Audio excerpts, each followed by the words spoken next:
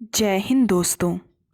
स्वागत है आपका अपने YouTube चैनल ओनली डिक्टेशन में, जहां पर आपको अलग अलग स्पीड में डिक्टेशंस मिलेंगी जो आपके सभी कॉम्पिटिटिव एग्ज़ाम्स में हेल्प करेंगी। और यदि आप अपनी स्पीड बढ़ाना चाहते हैं तो आप एक डिक्टेशन को बार बार लिखिएगा। तो चलिए स्टार्ट करते हैं। 80 शब्द प्रति मिनट डिक्टेशन शुरू होगी 3 सेकंड बाद। संयुक्त राष्ट्र या अन्य अंतर्राष्ट्रीय मंचों पर अक्सर खुद को पीड़ित के रूप में पेश करते हुए पाकिस्तान ने वास्तव में अपनी ज़मीन का कैसा इस्तेमाल किया है, यह अब किसी से छिपा नहीं है। एक ओर खुद को आतंकवाद से पीड़ित बताना और दूसरी ओर कई आतंकी संगठनों को अपने ठिकानों से अपनी गतिविधियां चलाने की अघोषित छूट देना एक तरह से उसकी फितरत में शामिल है। इसी क्रम में लश्कर-ए-तैयबा के प्रमुख हाफिज़ सईद का अलग अलग बहानों से बचाव करना या उसे संरक्षण देना पाकिस्तान शायद अपनी जिम्मेदारी समझता है। वरना क्या वजह है कि हाफिज़ सईद के खिलाफ अनेक सबूत मौजूद होने के बावजूद वह उसे कानून के कटघरे में खड़ा करने को लेकर आम तौर पर उदासीन दिखता है। और अगर भारत की ओर से इस तरह की कोई मांग उठाई जाती है तो वह इससे बचने की ही कोशिश करता है।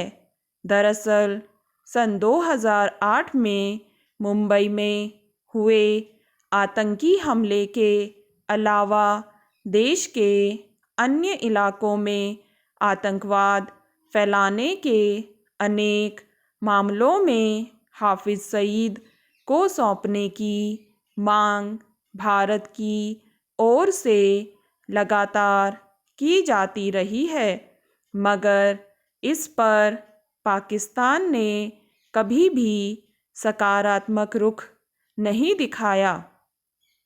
अब एक बार फिर भारत ने कहा है कि हाफिज़ सईद की यहाँ आतंकी हमलों के कई मामलों में तलाश है और वह संयुक्त राष्ट्र द्वारा प्रतिबंधित आतंकवादी भी है। इसलिए कई प्रासंगिक और ठोस सहायक दस्तावेज़ों के साथ पाकिस्तान सरकार से एक विशेष मामले में मुकदमे का सामना करने के लिए सईद को भारत को प्रत्यार्पित करने की मांग की गई है। मगर हैरानी की बात यह है कि ठोस सबूतों और दस्तावेज़ मौजूद होने के बावजूद पाकिस्तान या तो इस तरह की मांग की अनदेखी कर देता है या फिर इस पर बचकाने बहाने बनाने लगता है।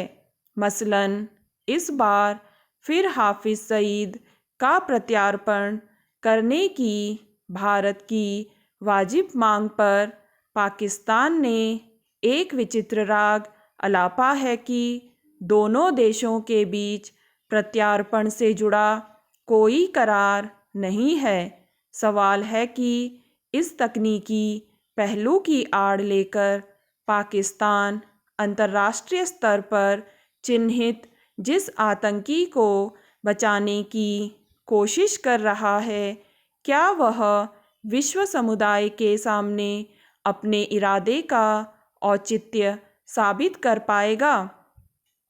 पाकिस्तान के रुख का अंदाज़ा इससे लगाया जा सकता है कि वहाँ अंतर्राष्ट्रीय स्तर पर एक घोषित आतंकवादी हाफिज़ सईद के बेटे तलहा सईद के चुनाव लड़ने पर भी कोई रोक नहीं है। गौरतलब है कि भारत सरकार ने 2022 में एक अधिसूचना जारी की थी, जिसके मुताबिक भारत में लश्कर के हमलों के लिए आतंकियों को नियुक्त करना, उनके लिए धन का इंतज़ाम करना और हमलों की योजना बनाना तलहा सईद की जिम्मेदारी है। स्टॉप। दोस्तों, अगर आपको ये डिक्टेशन पसंद आए तो लाइक करें, सब्सक्राइब करें और अपने दोस्तों के साथ भी शेयर करें।